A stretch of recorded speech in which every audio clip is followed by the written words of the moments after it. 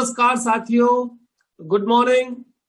Success story के इस episode में मैं आपका स्वागत करता हूं और आज हमारे साथ जुड़े हुए हैं पूना से मिस्टर दिलीप पाटिल।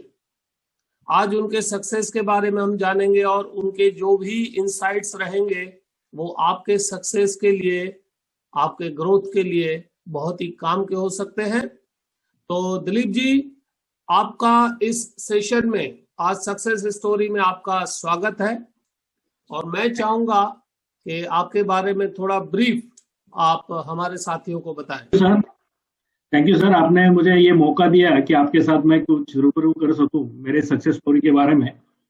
मेरा नाम दिलीप पाटिल है। मैं पुणे में ऑलमोस्ट 20 साल हो गए मैं पुणे में रहता हूँ, लेकिन मेरे एजेंसी को ये 10वां साल चालू है, 9 ईयर कंप्लीटेड। और 9 साल में मुझे याद है कि 6 टाइम MDRT हूँ, डबल MDRT 1 टाइम हूँ। वाह। As a part time agent मैं काम करता था, बट अभी फुल टाइम हूँ। उसका भी मैं एक थोड़ा सा आपको बताऊंगा। और उसके बाद में मैं 2013 से ऑलमोस्ट शतकवीर एजेंट हूँ। मेरी 100 के आगे पॉलिसी होती है। 2013 में मेरी 450 पॉलिसी हुई थी। ग्रेट ग्रेट, बहुत शानदार, बधाई। और ये थैंक यू सर। और उसके बाद में मैं वेस्टर्न जोन में मेडिक्लेम में, LIC का प्लान कोई बेचता नहीं है, लेकिन वेस्टर्न जोन में मेडिक्लेम में वेस्टर्न जोन में नंबर 1 था मैं 2015। Oh great. उसके बाद में 2016 से लेके अभी तक टोटल पॉलिसी काउंट करेंगे तो मेरी ऑलमोस्ट पॉलिसी 2000 के आगे मेरी पॉलिसी है मेरे एजेंसी के अंदर। उसके बाद में एज अ मैकेनिकल इंजीनियर मैं काम करता था टाटा मोटर्स में। मैंने अभी जॉब लीव किया लास्ट मंथ में। उसके बाद में मेरा 15 lakhs का पैकेज था वहां पे, और अभी फुल टाइम एजेंट हूँ और काम कर रहा हूँ सर। फैंटास्टिक। साथियों देखिए, 15 लाख का दिलीप जी का पैकेज था, मैकेनिकल इंजीनियर थे और बहुत ही अच्छी कंपनी में एक रेप्यूटेबल पोजीशन पे थे। बट इनको मन में लगा कि भाई मुझे कुछ उनके अंदर का जो एंटरप्रेन्योरशिप था, जो एक एंटरप्रेन्योर था, वो बाहर आया और उन्होंने बहुत ही अच्छा एक ग्रोथ लिया हुआ है और एक सक्सेस की तरफ और भी आगे बढ़ते जा रहे हैं। दिलीप जी, आपकी इस अचीवमेंट्स के लिए बहुत बहुत बधाई। और हमारे जितने भी साथी हैं उनको भी यह जानकर बहुत ही अच्छा लगेगा कि ये जो हमारा फाइनेंशियल इंडस्ट्री का जो प्रोफेशन है, जो LIC का जो प्रोफेशन है, इसमें इतने हाईली क्वालिफाइड लोग और इतनी अच्छी पोजीशन से भी टर्न अराउंड लेने वाले, कुछ एक नया करने वाले साथी हमारे साथ हैं। दिलीप जी, मुझे कुछ ऐसा बताइए कि जो हमारे एजेंटों को यह बता सके कि अगर आपके मन में इच्छा है तो आप कुछ भी नया कर सकते हैं, कुछ भी जबरदस्त कर सकते हैं। ऐसा कुछ मैं आपसे सुनना चाहूंगा। सर, मैं आपको बताना चाहूंगा कि जैसे हम कोई भी इंडस्ट्री में एंट्री करते हैं या कोई प्रोफेशन में एंट्री करते हैं तो थोड़ा फियर होता ही है, जैसे मुझे भी था। 2011 में जब मैंने एजेंसी लिया तो थोड़ा फियर था कि कैसे मांगे लोगों को पॉलिसी, यानी कि ये मांगने का धंधा है, ऐसा दिमाग में आता है पहले। बट जैसे मैं 2012 से एजुकेशन सिस्टम से जुड़ा हूँ कि वहां से मैं एवरी ईयर कुछ ना कुछ नया सीखना चाहता हूँ और कोर्सेज करता हूँ। उसकी वजह से क्या हुआ है मुझे कि जो हमारी गलत फहमी है या फियर है वो दूर हो गया, और कस्टमर के पास कैसे जाना है, खुद को कैसे प्रेजेंट करना है, ये चीज मैंने सीखा। मेरा ब्रांडिंग मैंने तैयार किया। मेरा एश्योर प्लस करके एक बड़ा ब्रांड है अभी, जो वहां से मैंने 2013 से वो ब्रांड क्रिएट किया। उसको जैसे मुझे मेरे क्लाइंट्स के पास जाता हूँ तो मेरे नाम से नहीं, मेरे ब्रांड से पहचाना जाता है, वो मैंने क्रिएट। नए लोगों के लिए मैं बताना चाहूंगा कि यदि मन में फियर है तो छोड़ दो, एक एजुकेशन सिस्टम से जुड़ जाओ कि जो हमारा फियर दूर कर देगा। और बहुत जैसे कि अभी संजय सर है कि ये लोगों के साथ हम जुड़ते हैं तो एक बात पक्की होती है कि ये लोग सक्सेस लोगों के साथ रहते हैं तो इनके पास से हमें कुछ अच्छी चीजें मिल जाती है और हम कैच करते हैं और हमारी लाइफ में इम्प्लीमेंट करते हैं, बिजनेस में इम्प्लीमेंट करते हैं, तो हमारा फियर 100% दूर हो जाता है। और जैसे मैंने देखा है कि 2013-14 जैसे मैं कुछ काम करने लगा, उसके बाद में बहुत जगह पे मैं ग्रुप मीटिंग लेने लगा, कॉर्पोरेट कंपनी में ग्रुप मीटिंग्स लेने लगा, तो वहां से मुझे रिजल्ट अच्छा है। उसका रीजन है कि मेरे पास नॉलेज मैंने अपडेट किया था, इंश्योरेंस इंडस्ट्री में क्या है, ओवरऑल इकोनॉमी हमारी क्या वर्क करती है, कल जाके हमारी इंडिया की पोजीशन कहाँ पे रहेगी। जैसे G7 कंट्रीज है या G20 कंट्रीज है, यहाँ पे जो सिचुएशन है प्रेजेंट और हमारी कंट्री कहाँ पे मूव करने वाली, इसका थोड़ा स्टडी करने के बाद लोगों को भी पता लगता है कि नहीं, कुछ हम फ्यूचर में जब इन्वेस्टमेंट करेंगे और मेरे इनके साथ जुड़ जाते हैं तो ये हम 100% राइट गाइड करेंगे और फ्यूचर में हमारे साथ ये अच्छा बेनिफिट दे सकते हैं। फैंटास्टिक। देखिए दिलीप जी को ये education system, updation system, upgradation system के बारे में बताया कि जिसके हिसाब से इंडियन इकोनॉमी में क्या चल रहा है, इंडस्ट्री कहाँ जा सकती है, वर्ल्ड इकोनॉमी में क्या चल रहा है, उसका रिजल्ट हमारे बिजनेस पर क्या हो सकता है। ऐसी सब जब लर्निंग्स हम किसी भी HNI के पास, इंडस्ट्रियलिस्ट के पास या कॉर्पोरेट्स के पास जब इस लर्निंग से बात करते हैं, जब इस नॉलेज से बात करते हैं, तो आपका जो एक ब्रांड है, जो एक इमेज है, वो अलग ही उभर आता है। क्योंकि देखिए इंश्योरेंस इंडस्ट्री में अगर पूरा देखें तो तकरीबन प्राइवेट और LIC को मिला के 26 लाख एजेंट हैं साथियों। यस, 26 लाख में आप कैसे अलग हैं, इसका मिसाल दिलीप जी ने बताया। बहुत ही अच्छा दिलीप जी, बहुत बढ़िया। अच्छा दिलीप जी, आप फाइनेंशियल प्लानिंग अगर कोई HNI मांगता है या कोई आपके पास डॉक्टर्स हैं, एडवोकेट्स हैं, चार्टर्ड अकाउंटेंट्स हैं, तो उनको आप कैसे सॉल्व करते हैं? सर इसका भी मुझे अभी, जैसे मैं आपसे जुड़ा हूँ उसमें से जो मैंने आपका CFP कोर्स और IBD कोर्स अभी मैं कर रहा हूँ, उससे मुझे एक क्लियर हो गया कि मैं जब कोई भी प्रेजेंटेशन जनरेट करता हूँ तो पहले मुझे टाइम लगता था। सेम थिंग कि जैसे कैलकुलेशन करना है, एक्सेल पे वर्कआउट करना है, पहले उसका रफ कैलकुलेशन कर लो, उसके बाद में एक्सेल में वर्कआउट करो, उसके बाद में उसका प्रिंटिंग निकालो। ये पूरा कैलकुलेशन जब हम करते हैं तो सामने जो कस्टमर है मेरा, यानी कि HNI customer, ultra HNI customer, CA है या कोई लॉयर है या डॉक्टर है या कोई इंजीनियर है या सॉफ्टवेयर इंजीनियर है, ये लोगों के पास मैं जब चला जाता हूँ तो मैं क्या करता हूँ कि पूरा डेटा उनका पहले कलेक्ट करता हूँ। उसके बाद में उनकी नीड एनालिसिस होती है। नीड एनालिसिस होने के बाद उनकी रिक्वायरमेंट क्या है, उनके फ्यूचर गोल्स क्या है, और उनकी टोटल अभी कितना इनकम उन्होंने जनरेट किया है जब से जॉब ज्वाइन किया है, उसके बाद में उनका सेविंग कितना है, ये पूरा कैलकुलेशन करने के बाद मैं उनका एक रिपोर्ट जनरेट करता हूँ। जैसे कि अभी मुझे आपकी तरफ से हेल्प हो रहा है कि CFP कोर्स में, IDB कोर्स में, मैं बस पहले मेरा जो समय जाता था आपके साथ जुड़ने के बाद वो समय ऑलमोस्ट मुझे ये आधे घंटे में, हाफ एन आवर्स में मेरा कंप्लीट होता है सर। ओके, मतलब जिस रिपोर्ट को बनाने में आपको पहले दिनों लगते थे, शायद 2 दिन या 3 दिन या 5 दिन, हमारा कोर्स करने के बाद आपका ये जो रिपोर्ट है तकरीबन कितनी देर, आधे 1 घंटे में जनरेट हो जाता है? Half and maximum 1 hour sir, क्योंकि पूरा स्टडी करने के बाद ऑलमोस्ट मैंने कुछ फॉर्म डिजाइन किए हुए कस्टमर की रिक्वायरमेंट के लिए, वो हिसाब से मेरे पास जो 7 से 8 फॉर्म्स है, उसमें से मैं पूरा डेटा उनका कलेक्ट करता हूँ। उसके बाद में रिपोर्ट जनरेट करने में मुझे समय लगता था, लेकिन आपके साथ जुड़ने के बाद वो maximum 1 hours, maximum, minimum half hours, इसमें मेरा कंप्लीट हो जाता है। फैंटास्टिक।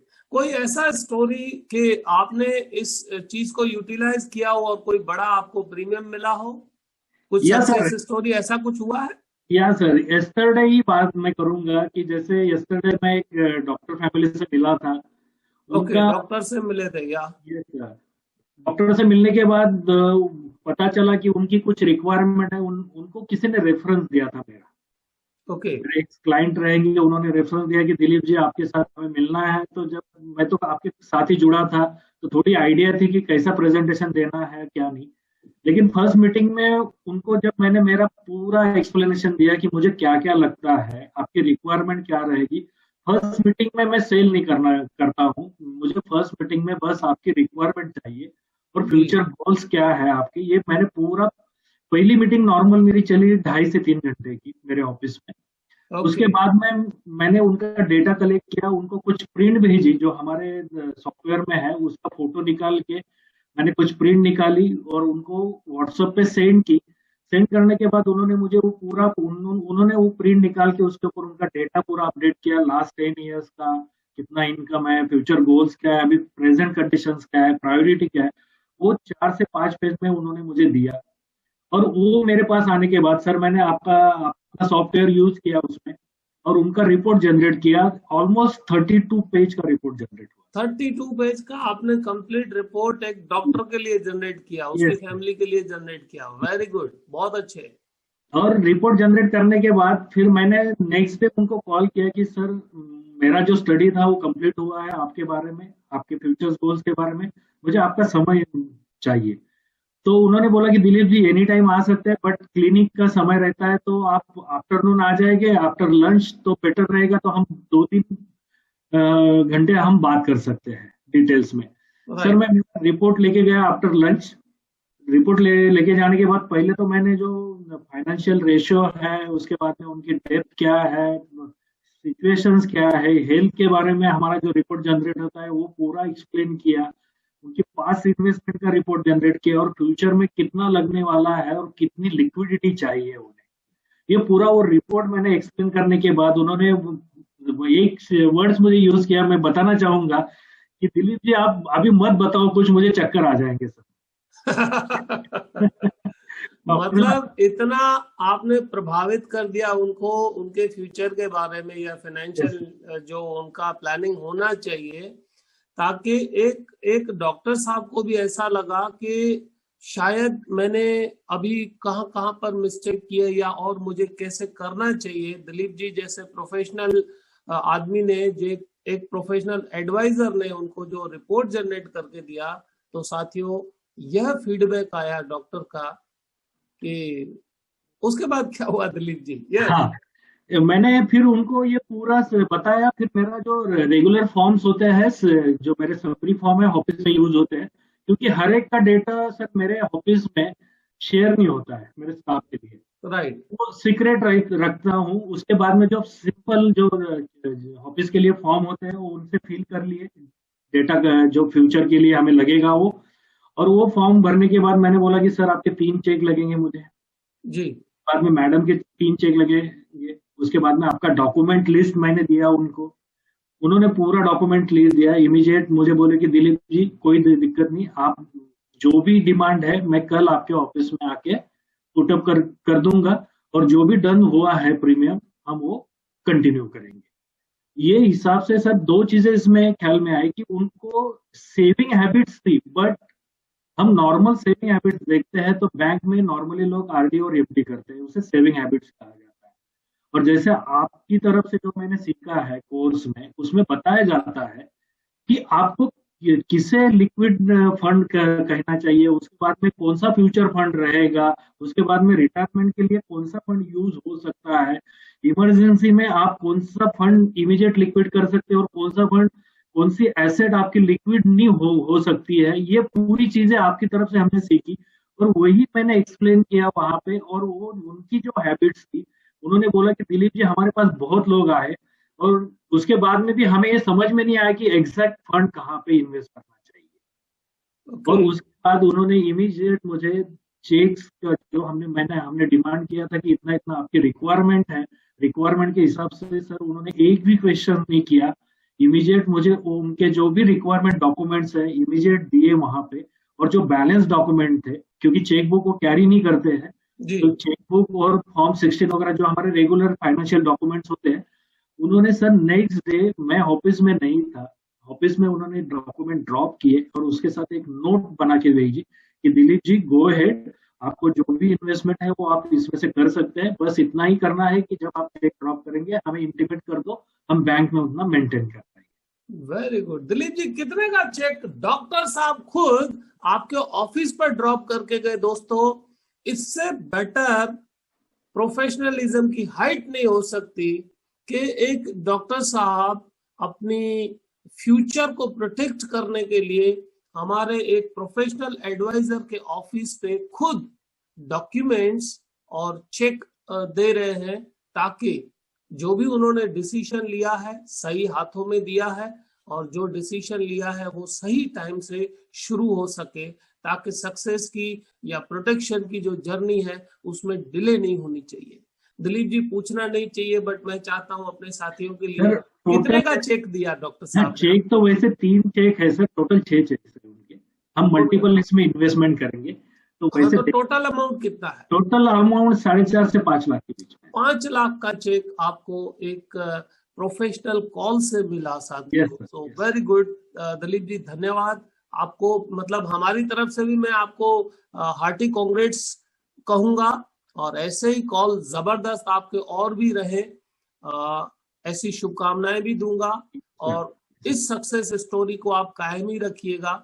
और मैं चाहूंगा दिलीप जी कि आपकी तरफ से जो ऐसे साथी हैं जो आपकी तरह करना चाहते हैं, जो चाहते हैं कि वो भी एक प्रोफेशनल फाइनेंशियल कंसल्टेंट बने, आपने तो एक मिसाल कायम की है कि इंजीनियरिंग का जॉब जहां पर 15 लाख का आपको पैकेज था, आपने उसमें रिस्क लेके डेयरिंग जो किया, क्योंकि कहा जाता है, देखिए साथियों, कि अगर आप एक लिमिट के बाद आप रिस्क लेते हैं तो सक्सेस अवश्य मिलता है, हमेशा मिलता है। तो दिलीप जी, आप आने वाले जनरेशन जो साथी चाह रहे हैं कि वो भी आपकी तरह सक्सेसफुल बने, या जो डेवलपमेंट ऑफिसर्स हैं हमारे इस इंडस्ट्री के गुरुजन, उनके लिए आपका क्या मैसेज रहेगा? सर, गुरुजनों को हम ये नहीं कर सकते, बट मैं मेरा अनुभव बताऊंगा जी। और मुझे अभिकर्ता साथी है उनके लिए भी मैं बताना चाहूंगा कि जैसे हमें कोई गुरु या कोई ट्रेनर हमें बताता है कि ये चीज करके देखो, तो उसके पीछे उनका अनुभव रहता है। उन्होंने जो आज तक की मेहनत की है उसका अनुभव रहता है। सक्सेस लोगों का उन्होंने जो सक्सेस लोगों को बनाया है उनका अनुभव रहता है। तो वो बोलते हैं तो उतना तो करना चाहिए सर। मैं वही करता हूँ कि जो मुझे चीज बताई जाएगी मैं पहले उसे इम्प्लीमेंट इमीडिएट करना चाहता हूँ और मैं करता हूँ। उसकी वजह से क्या होता है, 2 बेनिफिट्स होते हैं मेरे। एक तो मैं भूलता नहीं, फिर इम्प्लीमेंट होने से मेरे मेमोरी में वो हमेशा रहता है। और सेकंड थिंग, प्रैक्टिस होती है। प्रैक्टिस से हम ज्यादा रिजल्ट प्रोवाइड कर सकते हैं। और मैं बताना चाहूंगा कि पार्ट टाइम है या फुल टाइम है, कोई भी रहने दो, एजेंसी आपकी LIC की एजेंसी है या इंश्योरेंस इंडस्ट्री की एजेंसी है, तो आप एक काम कर सकते हैं कि जो मैंने किया है वही मैं बताऊंगा कि जो भी चीज बताई है और इम्प्लीमेंट करना है। पार्ट टाइम है, पार्ट टाइम है तो कोई दिक्कत नहीं, 24 आवर्स हर एक को दिया गया है। उसमें से हम जॉब 8 से 10 घंटा ही करते हैं, बाकी के 14 आवर्स हमारे हाथ में होते हैं। 14 आवर्स का प्लान करो और वो हिसाब से यदि हम वर्कआउट करेंगे, दिन में 2 या 3 घंटे भी वर्कआउट करते हैं, तो मुझे याद है कि मेरा MDRT हो सकता है, तो आपका सबका हो सकता है। बहुत बढ़िया आपने बताया कि अगर मैं कर सकता हूं तो आप कर सकते हैं। तो यह जो है साथियों, जिसको हम निम्रता बोलते हैं, नम्र स्वभाव दिलीप जी का, कि इतना अच्छा काम करने के बाद भी उन्होंने कहा कि अगर मैं कर सकता हूं तो आप भी कर सकते हैं। और एक लाइन मुझे याद आ रही है कि डर के आगे जीत है। Yes sir. डर के आगे जीत है। बहुत सारे साथी सोचते हैं कि मैं जॉब क्विट करूं या नहीं करूं, या कैसे करूं, या फैमिली कैसे चलेगी, किस तरह से करूं। तो जो डर है, जीत हमेशा उसके आगे होती है, डर के पीछे जीत कभी नहीं हो सकती। तो दिलीप जी ने जो मैं संक्षिप्त में कहना चाहूंगा कि अपने आप को इतना अच्छा पढ़े लिखे होने के बावजूद एक एजुकेशन सिस्टम, एक अपग्रेडेशन सिस्टम, कुछ नया सीखना, कुछ नया करना, और एज अ प्रोफेशनल एडवाइजर कुछ मार्केट में नया देना, कंटिन्यूअस मेहनत करना, और एक अच्छा सा सेटअप जो उन्होंने किया है, उसका यह रिजल्ट है। और दिलीप जी, बहुत बहुत धन्यवाद। और आप ये 2021 के साल में, 2021 जो शुरू होगा अभी कुछ ही समय में, और उसमें आप TOT से भी ऊपर जाएं और मल्टीपल TOT करें, ऐसी ही शुभकामनाएं हैं। और सभी साथियों का मैं धन्यवाद कहूंगा कि जिन्होंने यह वीडियो देखा और यह इंटरव्यू को एंजॉय किया और कुछ लर्निंग्स लिए। दोस्तों, इस चैनल को आप सब्सक्राइब कीजिएगा और अगर आप चाहते हैं कुछ ऐसे ही नए वीडियोस या जो भी आपकी इच्छा हो तो कमेंट में अवश्य लिखिएगा। तो मैं चाहूंगा दिलीप जी की तरह आप सभी भी सक्सेसफुल बने, जोरदार बने, जबरदस्त बने, ऐसी शुभकामनाओं के साथ। धन्यवाद साथियों। थैंक यू धन्यवाद sir. Dilip ji. Thank you sir. Thank you.